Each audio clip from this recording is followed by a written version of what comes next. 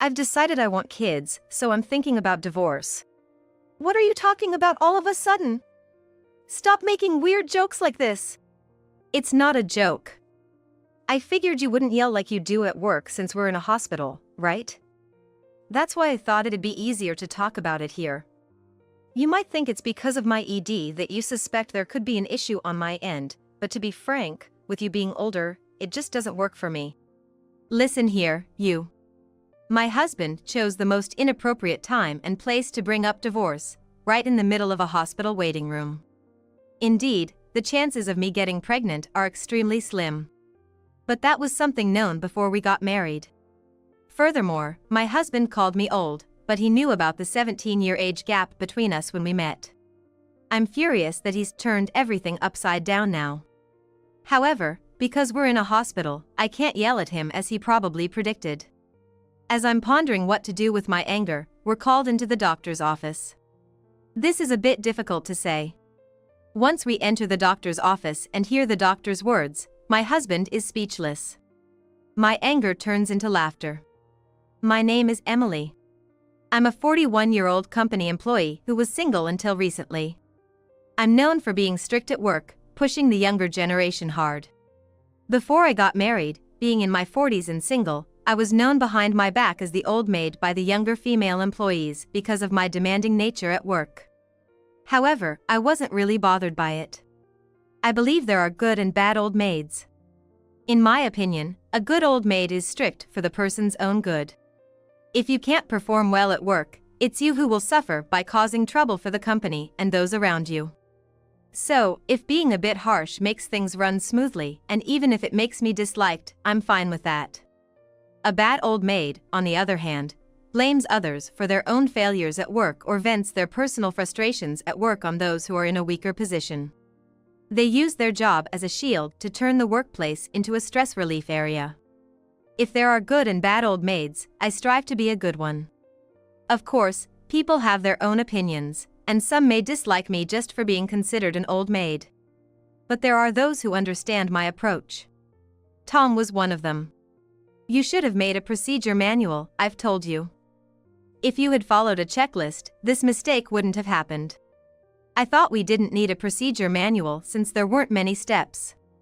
And by not making one, you ended up making a mistake, didn't you? I'm sorry. I'll make a procedure manual for all the tasks right away. With a gloomy aura, my husband returned to his desk and immediately started typing away on the keyboard. My husband and I have a senior-junior relationship at work. However, when he joined the company at 22 as a fresh graduate, I was already 39. Making it more of a veteran-newcomer relationship given our 17-year age difference. He wasn't very adept and often made mistakes, so I, as his senior, frequently scolded him. But he always took the criticism well. He's the type that needs everything explained from start to finish, but once you do, he goes above and beyond. Emily, I've completed the procedure manuals for all the tasks I'm involved in. Could you check them when you have time? What? You did all that overnight? When did you even find the time? I thought it was necessary to have them reviewed before starting the work, so I prepared them at home. I'm impressed you finished it all in one night. I'll look over them right away. Bringing work home isn't exactly commendable these days.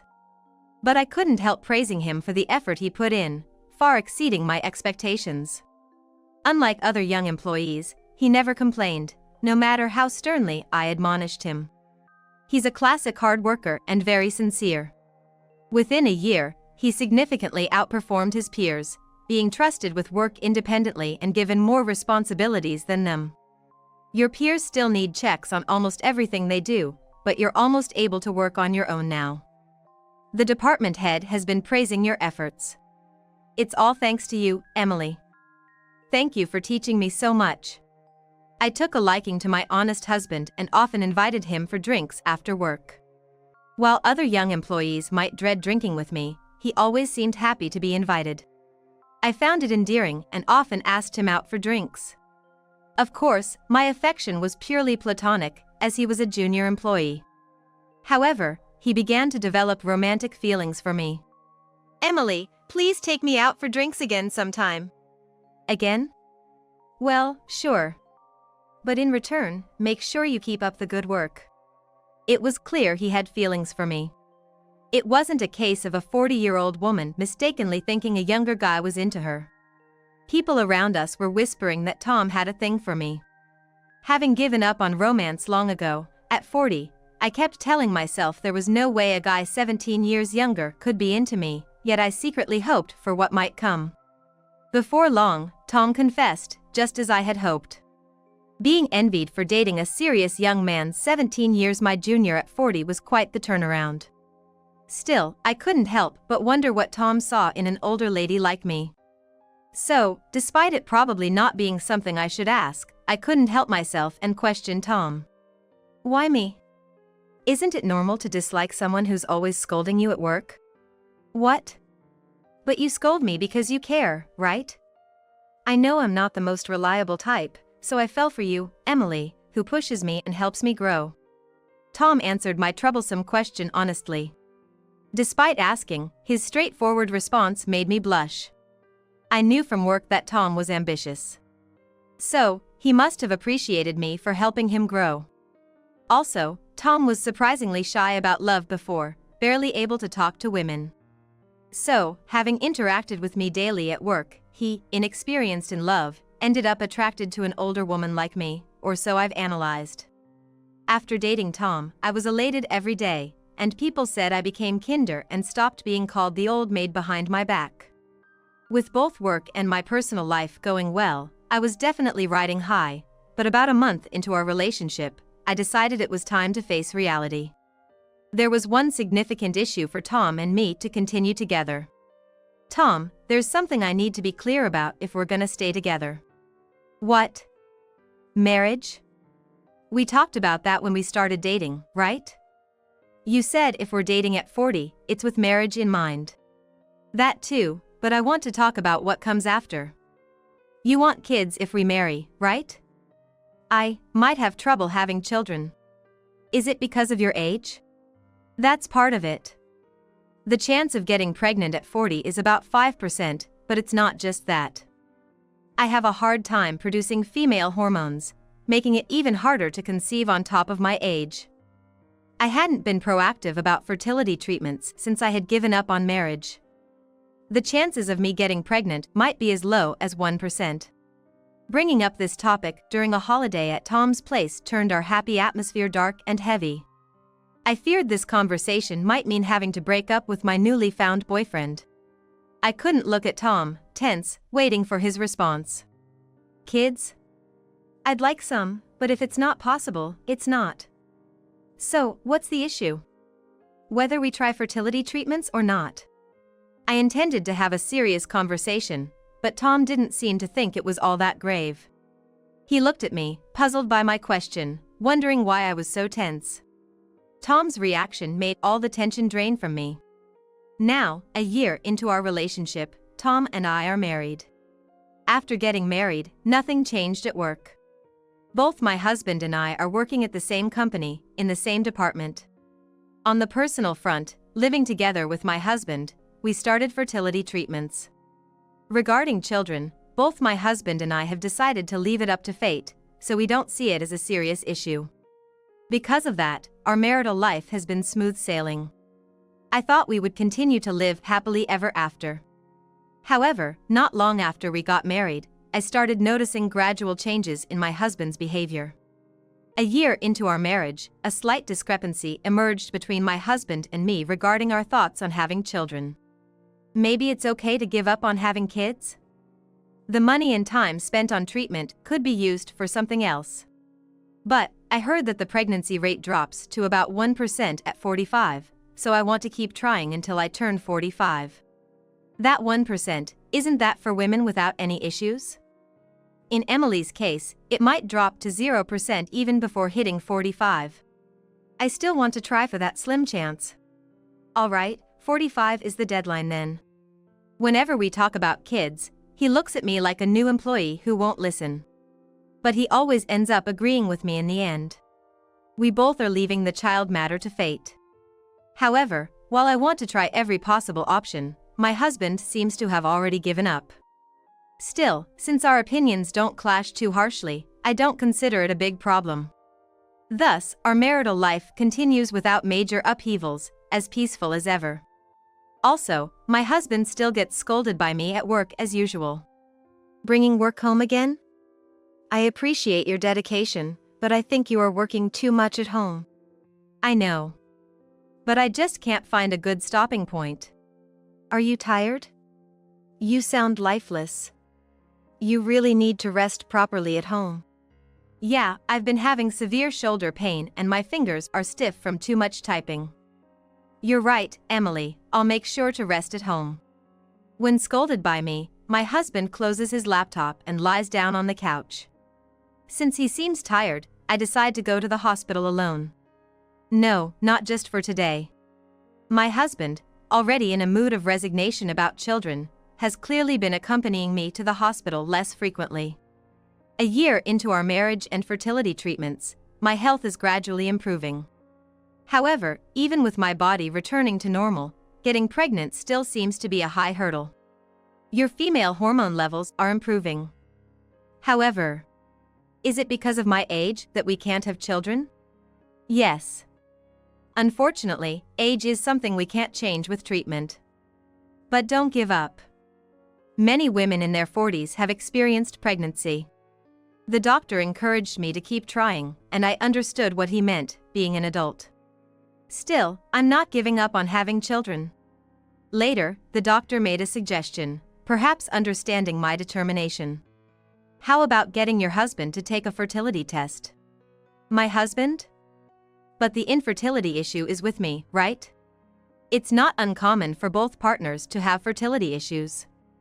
And it's not that we suspect your husband can't have children at all. If there are any factors that could be reducing the chances of pregnancy, identifying and improving them might increase the chances. Hearing the doctor's suggestion made me worried. Lately, my husband hasn't been as energetic at night. It led to us giving up midway through our attempts. I thought it was just exhaustion from work, but now I wonder if it's not just fatigue. However, this is a delicate issue, and I'm not sure how to bring it up. Moreover, my husband has already given up on having children, so he might not be cooperative. I remembered the resolve I had when I first brought up infertility before we got married. Such conversations shouldn't be put off. Besides, I have a deadline. I steeled my resolve and opened the living room door with a bit more force. Ouch, that stings. What happened? You've injured your knee. I went to the convenience store earlier and fell on my way back. Again? You fell on your way to work the other day, too. Be careful. Here, give me the disinfectant. I'll apply it for you. As I applied the disinfectant to the injury, my husband winced. Enduring the stinging disinfectant, his expression was like that of a child. Seeing his face, all my resolve from before entering the living room vanished, and I was able to tell him about the doctor's suggestion without feeling tense. The doctor suggested that you should also get a fertility test. He thinks there's something wrong with me? I'm a healthy 25-year-old, you know? I thought the same, but if they find even a minor issue and fix it, it might increase our chances a bit. Oh, I see. Then, I'll go to the hospital with you next time. My husband quickly accepted my words and said he would go to the hospital. It seems my resolve was unnecessary once again. However, 3 months have passed since my husband agreed to go to the hospital. He still hasn't accompanied me. Aren't you coming to the hospital with me today? You can go to the hospital by yourself, can't you? I'm not asking because I want a ride. What about the test you were going to take? Oh, that. I'll go eventually. If there's nothing wrong, there's no need to rush, right? It's been 3 months already. You're coming with me today. All right, all right. Let me get dressed. Running out of patience, I grabbed my husband, who was lying on the sofa, and decided to forcibly take him to the hospital. It seems he finally resigned himself to going. I've been telling my husband to rest at home, but on weekends, he just lies on the sofa, scrolling through his phone. And when he finally gets up, he goes for a walk alone. Probably to avoid helping around the house after I've asked him to.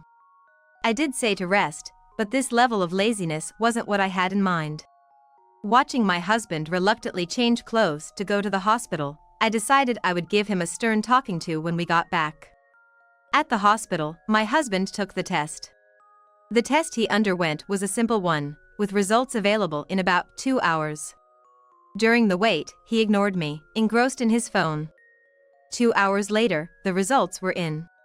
It seems there's no issue with your husband. Is that so? Seeing my husband's face, he gave me a smug look without saying anything, confirming that the issue with pregnancy lies solely with me. This could make him even more uncooperative about having children.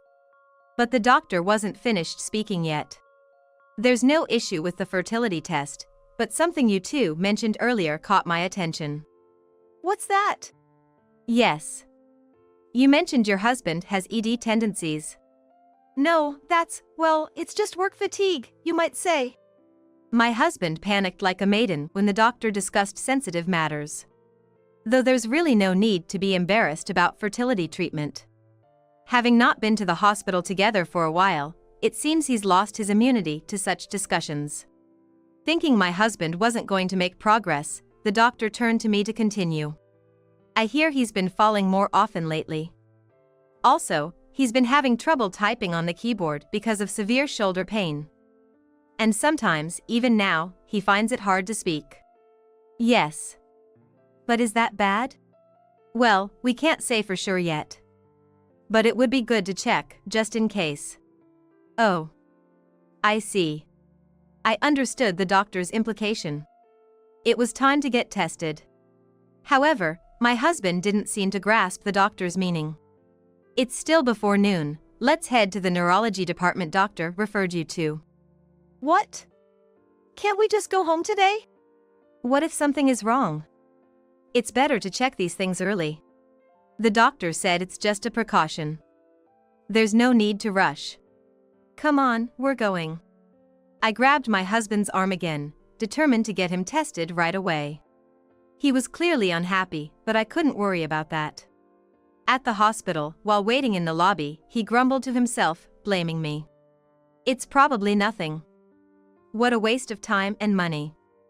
I just want to go home. I ignored his childish complaints and waited for our turn.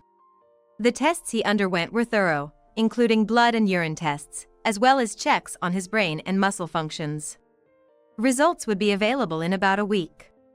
Back home, my husband exploded with frustration over the extensive tests. Why do I need blood and urine tests if there's nothing wrong with me? If there's nothing wrong, then getting that confirmed should give us peace of mind, right? I hated having my blood drawn. What? Were you just scared of the needle? Shut up. Who likes getting shots anyway? I might have teased him a bit too much. My husband stormed out of the house in a bad mood. But getting tested isn't a bad thing in itself. Though he was upset, I thought he'd return to his usual self in a few days. However, his mood didn't improve, and the tests seemed to have flipped a misguided switch in him. A week later, as we waited in the hospital lobby to hear his test results, he suddenly blurted out something that sounded like a joke. I want kids, so I'm thinking about divorce. What are you talking about all of a sudden? Stop making weird jokes like this. It's not a joke. I figured you wouldn't yell like you do at work since we're in a hospital, right? That's why I thought it'd be easier to talk about it here. You want kids so you're thinking about divorce, and then what? Actually, I've been in contact with a girl from high school. Things are going well between us. She's my age, young, and can have children. Don't get me wrong. We're not even dating, so it's not an affair. But if we divorce, I'm definitely going there. You might think it's because of my ED that you suspect there could be an issue on my end, but honestly, before infertility comes into play, nothing's happening with an old lady. Unable to yell at my husband in the hospital, I sighed deeply in frustration. So, that's why he's been glued to his phone and occasionally goes out alone. Even though he married me, 17 years older, knowing I couldn't have children, he's now looking to date a younger woman of his own age. Having watched my husband from his first year of work, I somewhat understand his thinking. He's ambitious, wanting to move on to the next step after gaining experience. That ambition serves him well at work. But it seems to have led him in the wrong direction in our relationship. He was shy and hadn't dated much before, so he fell for me as we spent time together at work.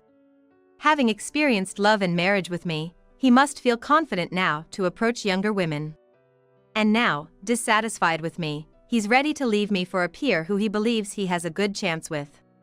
Moreover, although he said it was okay if we couldn't have children, the prospect of being with someone who can easily conceive has suddenly made him desire kids. Just you wait. As I was about to retort in a subdued voice, our names were called. Honestly, I didn't want to hear the test results with him at that moment. But leaving now would make the doctors and nurses think strangely of me, and I didn't want them to think I ran away shocked by the divorce proposal. I entered the examination room with my husband, who looked pleased with himself for making such a declaration in the hospital lobby.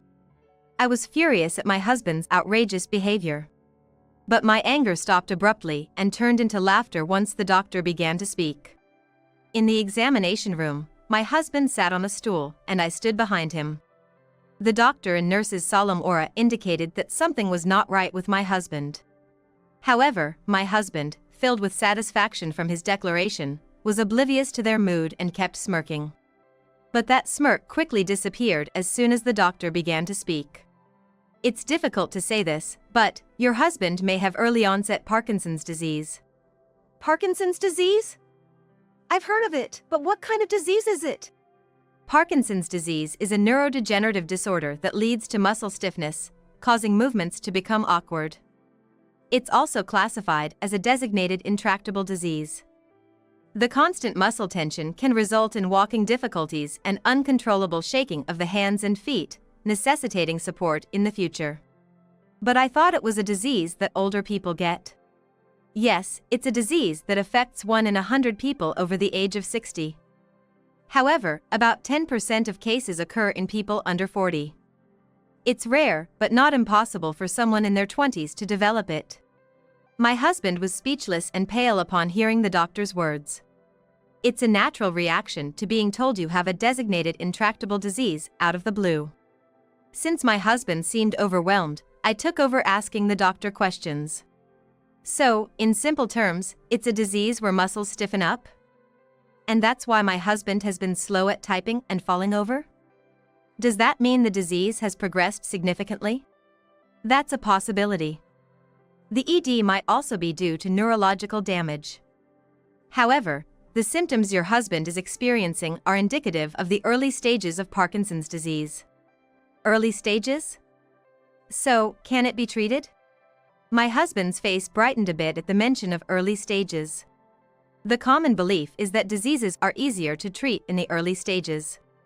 He seemed to share my hope that even a difficult disease could be treated if caught early.